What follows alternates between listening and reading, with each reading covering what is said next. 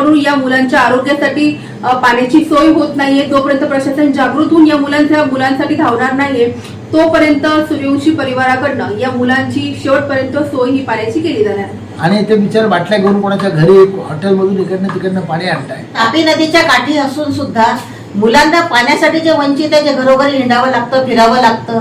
आणि विशालने बोलताना त्यांना सांगितलं की जोपर्यंत मी जिवंत आहे तोपर्यंत पाण्याची संपूर्ण सोय माझ्याकडून राहील, जारला शुद्ध आरोचं पाणी मिळेल आणि मुलांची गैरसोय होणार नाही. आणि शब्द देऊन आलेले आहे की जोपर्यंत या ठिकाणी विशाल सूर्यवंशी जिवंत आहे तोपर्यंत शेवटच्या क्षणापर्यंत जिल्हा परिषद शाळेच्या कंडारीच्या प्रत्येक मुलाला मी पाण्याचा थेंबाचा या ठिकाणी थेंब त्यांना देईल, पाणी देईल. जोपर्यंत प्रशासन त्या ठिकाणी पाणी देत नाही तोपर्यंत मी त्या ठिकाणी पाणी त्यांना आरोग्य देईल आणि पाणी देईल हा शब्द देऊन आलेला आहे.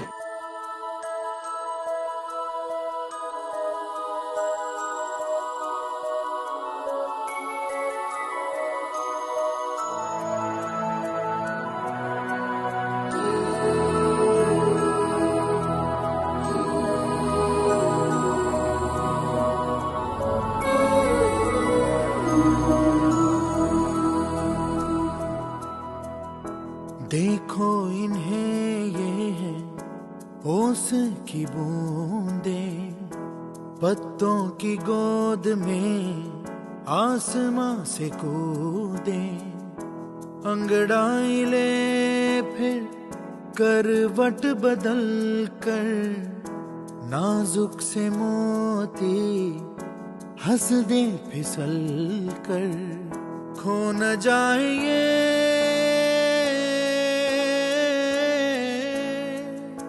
तारे ज़मीं पर.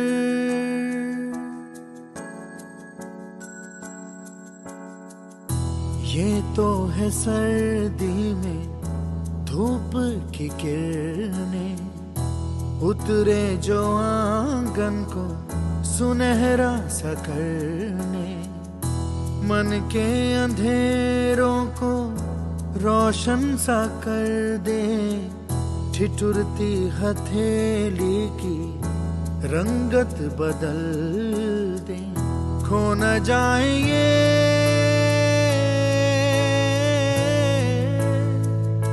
तारे ज़मीं पर.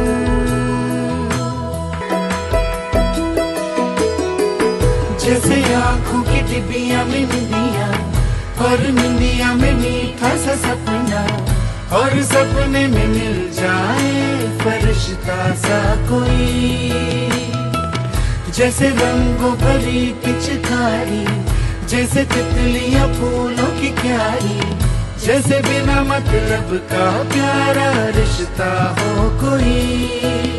ये तो आशा की लहर है, ये तो उम्मीद की सहर है, खुशियों की लहर है, खो न जाए ये.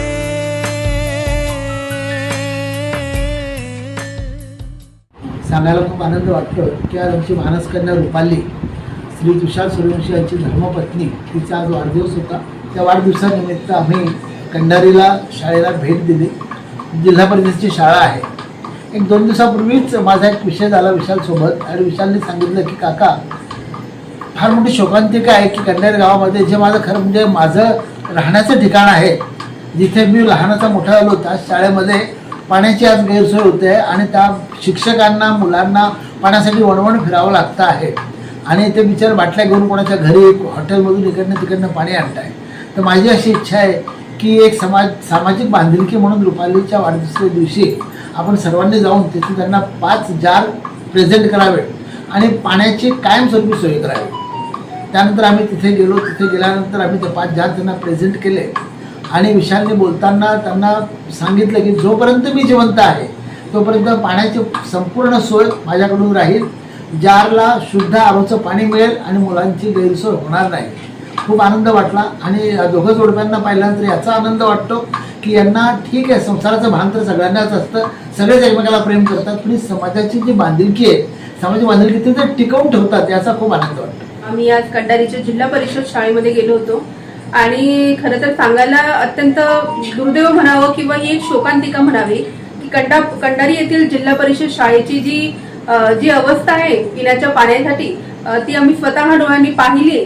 तर तिथली मुलं ही अक्षरशः पाण्यासाठी जागोजागी भटकंती करतात, इतरांच्या घरी जाऊन पाणी आणतात, स्वतः शिक्षक पाण्याचा जार भरून आणतात, 10 नळावरून असेल किंवा इतर कुठे पाण्याची सुविधा असेल तिथे लांब लांब जाऊन पाणी आणतात, तेव्हा जाऊन शाळेतल्या मुलांना पाणी प्यायला मिळतं। खरं तर शाळेची ही जी अशा पद्धतीची ही जी दयनीय अवस्था आहे ही शिक्षकांकडनं आम्हाला कळाली तेव्हा आमच्या अगदी शहारे आले। अशा प्रकारची परिस्थिती, भीषण परिस्थिती त्या गावामध्ये आहे आणि शाळेतल्या विद्यार्थ्यांना अशा प्रकारचं शालेय शिक्षणासोबत या अडचणीचा देखील सामना करावा लागतो हे ऐकूनच फार वाईट वाटलं। आणि योगायोगाने आज माझा वाढदिवस आला आणि वाढदिवसानिमित्ताने आज आम्ही तिथे शाळेत गेलो होतो।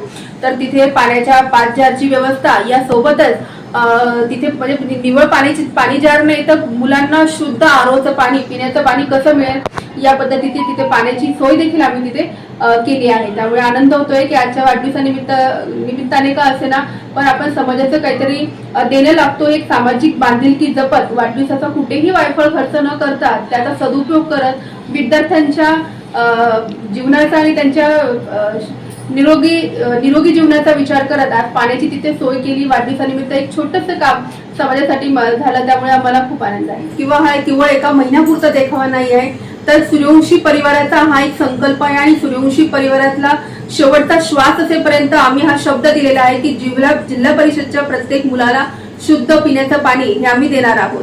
जोपर्यंत प्रशासनाकडून या मुलांच्या आरोग्यासाठी पाण्याची सोय होत नाहीये, जोपर्यंत प्रशासन जागृत होऊन या मुलांसाठी धावणार नाहीये तोपर्यंत सूर्यवंशी परिवाराकडनं या मुलांची शेवटपर्यंत सोय ही पाण्याची केली जाणार। तापी नदीच्या काठी असून सुद्धा मुलांना पाण्यासाठी जे वंचित आहे, जे घरोघरी हिंडावं लागतं, फिरावं लागतं, ते पाण्यासाठी त्यांना 10 ठिकाणी जावं लागतं, शिक्षकांना जावं लागतं, हे त्यांना काही म्हणजे सहन झालं नाही। कारण तिकडनं शिक्षकांनी फोन करून सांगितलं होतं की इथे पाण्याची अशी विवंचन आहे, त्याला ते बघावलं नाही। तर त्याने सगळ्यात पहिले ते जारची व्यवस्था केली। जारची व्यवस्था नुसती केली नसून त्याने जोपर्यंत प्रशासन ते पाणी तिथे पुरवठा करणार नाही, पाणी पुरवठा विद्यार्थ्यांसाठी, तोपर्यंत तो पाणी देण्याचं आश्वासन सुद्धा दिलंय आणि ते तो करतो आहे, ते करणार आहे असं ते विशालने आश्वासन दिलेलं आहे। आणि आज हा पहिलं काम झालं। गेल्या 2 दिवसापूर्वी मला कंडारी गावातून एका माझ्या मित्राचा फोन आला की दादा या ठिकाणी पाण्याची सोय जिल्हा परिषद शाळेमध्ये मुलांसाठी नाही आहे, भटकंती करावी लागते आणि त्यामुळे ग्रामपंचायतने या ठिकाणी काहीतरी सोय करावी म्हणून या ठिकाणी आपण एक वृत्त किंवा बातमी लावावी की जेणेकरून मुलांना पाणी मिळेल। मुख्याध्यापकांशी बोललो, तिथली परिस्थिती जाणून घेतली, त्यांनी सर्व मला परिस्थिती सांगितली। त्यानंतर मला तिथले काही ग्रामपंचायत आजी माजी सदस्यांचे फोन आले की दादा तुम्ही असं करा, तुम्ही करू नका, आम्ही पाण्याची सोय हे करून देतो। त्यानंतर दुसऱ्या दिवशी काय झालं, तिसऱ्या दिवशी दुसऱ्या दिवशी मला फोन आला त्याच मित्राचा की दादा या ठिकाणी ना ग्रामपंचायतचं पाणी आलं आणि ना तुम्ही दिलेला शब्द की तुम्ही या ठिकाणी पाणी देणार ते सुद्धा पाणी शाळेमध्ये आलं नाही, आजही मुलं भटकंती करत आहे। मला वाटलं कुठेतरी ग्रामपंचायत जे सदस्य आहेत कंडारीचे ते पाण्याची सोय करतील, परंतु फार खंत वाटली। आणि सकाळी आज तो फोन आला आणि आज सर्व माझ्या सौभाग्याचा वाढदिवस आणि आजचा गुरुवार हे सर्व जोडून आलं आणि त्या हिशोबाने या ठिकाणी सरांशी बोलणं करून त्यांना विचारपूस केली की कशी मदत करता येईल, तुम्हाला काय लागेल। त्यांनी सांगितलं की दादा मला जवळजवळ या ठिकाणी 5 जार लागतील आणि जार मध्ये पाणी हे इथे उपलब्ध नाही पण ते सुविधा करावी लागेल। त्यानुसार मी या ठिकाणी 5 जार त्यांना आम्ही आज दिले आणि पाण्याची सोय या ठिकाणी आमच्या कंडारी गावाचे लोहार दादा आहे, त्यांनी सांगितलं की दादा आम्ही फार या ठिकाणी कमी दरामध्ये पाणी तर देतच असतो, परंतु तुमची या ठिकाणी धावपळ बघता मी सुद्धा शाळेमध्ये काहीतरी फुलाची पाकळी देणार म्हणून या ठिकाणी कमी दरामध्ये तुम्हाला मी पाणी देईल। आणि म्हणून त्यांनी सुद्धा या ठिकाणी माझ्या या कार्यामध्ये सहभाग झाले, त्यांनी पाणी दिलं आणि गेल्या 2 दिवसांपासून पाणी ते देऊन राहिले।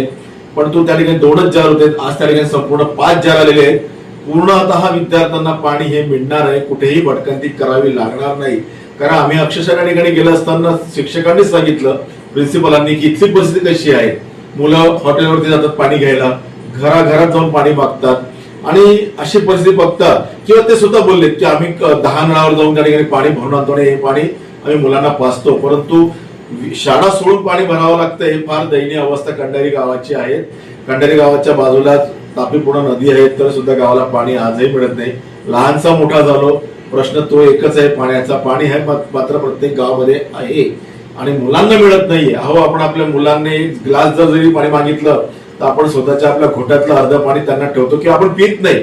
आणि अशा चिमुरड्यांसाठी पाणी नाही हे असं शब्द ऐकल्यानंतर माझ्या अंगावरती अक्षरशः काटेच आलेत. आणि त्यामुळे मी आज ती तहान भागवण्याचं काम मुलांचं केलेलं आहे आणि शब्द देऊन आलेलो आहे की जोपर्यंत या ठिकाणी विशाल सूर्यवंशी जिवंत आहे तोपर्यंत शेवटच्या क्षणापर्यंत जिल्हा परिषद शाळेच्या कंडारीच्या प्रत्येक मुलाला मी पाण्याचा थेंबाचा या ठिकाणी थेंब त्यांना देईल, पाणी देईल. जोपर्यंत प्रशासन त्या ठिकाणी पाणी देत नाही तोपर्यंत मी त्या ठिकाणी पाणी त्यांना आरोग्य देईल आणि पाणी देईल हा शब्द देऊन आलेला आहे.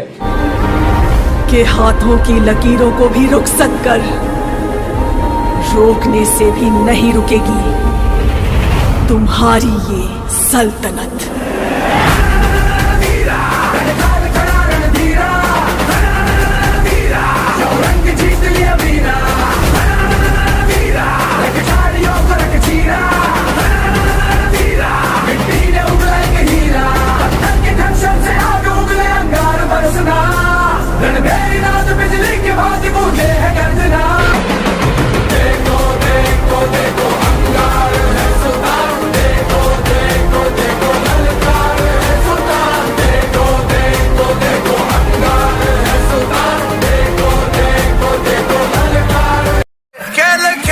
खिलाड़ी और साफ रहेगा. आप तो बाप रहेगा, आप तो बाप रहेगा, आप तो बाप रहेगा, आप तो बाप रहेगा. गोली गोली चलेगी, गोली पर गोली चलेगी, गोली गोली चलेगी, गोली पर गोली चलेगी. आप तो बाप रहेगा, आप तो बाप रहेगा, आप तो बाप रहेगा, आप तो बाप रहेगा. गोली गोली चलेगी, गोली पर गोली चलेगी.